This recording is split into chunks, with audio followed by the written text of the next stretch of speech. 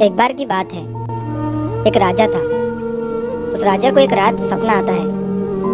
वो सपने में देखता है कि उसके सारे दांत एक एक करके गिर रहे हैं। अब जब वो राजा सुबह उठता है तो हैरान हो जाता है और अपने सपने का मतलब जानने के लिए वो अपने महल में एक ज्योतिषी को बुलाता है और उसे अपना सपना बताता है। ज्योतिषी राजा का पूरा सपना सुनने के बाद राजा से कहता है कि इस सपने का मतलब ये है कि आपके परिवार के सभी सदस्य आपकी आंखों के सामने एक एक करके मर जाएंगे। ये सुनने के बाद राजा को बहुत गुस्सा आता है और वो उस ज्योतिषी को जेल में बंद कर देता है। अब अगले दिन राजा फिर से एक दूसरे ज्योतिषी को अपने महल में बुलाता है और उससे अपने सपने का मतलब पूछता है। वो ज्योतिषी मुस्कुराते हुए राजा से कहता है कि महाराज, इस सपने का मतलब ये है कि आपकी उम्र आपके परिवार में सबसे लंबी होगी।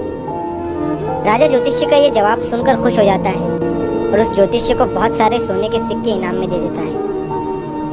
दोस्तों, दोनों ज्योतिषी का कहने का मतलब एक ही था, लेकिन कहने का तरीका अलग था। शब्द अलग थे, लेकिन मीनिंग सेम था। इसी तरह अगर आपके पास बोलने का सही तरीका है, बात को बोलने के लिए सही शब्द, सही अल्फाज है, तो आप नेगेटिव बात को भी पॉजिटिव तरीके से बोल सकते हो। सेम इसी तरह एक बार एक अंधा आदमी रास्ते पर भीख मांग रहा था। उसके सामने एक कटोरा रखा हुआ था और उसके साइड में एक वाइट पेपर पर बड़े बड़े अक्षरों में लिखा हुआ था कि मैं आंखों से अंधा हूँ, मुझे कुछ दान करके जाइए।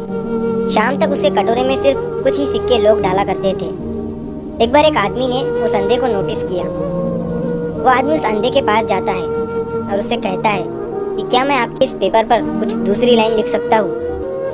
अंधे आदमी ने परमिशन दे दी। उस आदमी ने पेपर को पलटकर उस पर दूसरी लाइन लिख दी और वहां से चला गया।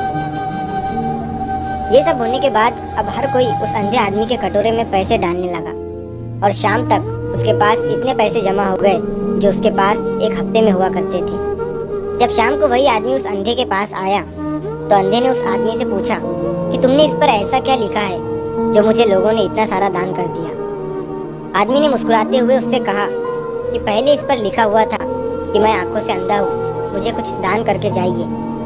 मैंने उसे मिटाकर ये लिखा कि आज का दिन कितना खूबसूरत है, जिसे आप अपनी आंखों से देख सकते हो, लेकिन मैं नहीं। बस मैंने यही लाइन लिखी थी। दोस्तों, कहते हैं कि इतना मत बोलिए कि लोग आपके चुप होने का इंतज़ार करें, बल्कि इतना सा और ऐसा बोलिए कि आपको लोग दोबारा सुनने की चाह रखें। जिस इंसान को बोलने का, बात करने का सही तरीका आ गया ना, वो पूरी दुनिया जीत सकता है। तो अगर आप इस वीडियो को और भी लोगों तक पहुंचाना चाहते हो तो इस वीडियो को लाइक करें ताकि YouTube इस वीडियो को और भी लोगों तक पहुंचाए। और अगर कहानी अच्छी लगी हो तो चैनल को सब्सक्राइब ज़रूर करिए। मिलता हूँ मैं अगली बार इसी तरह की कहानी के साथ। तो सब्र करो, शुक्र करो और ज़िंदगी में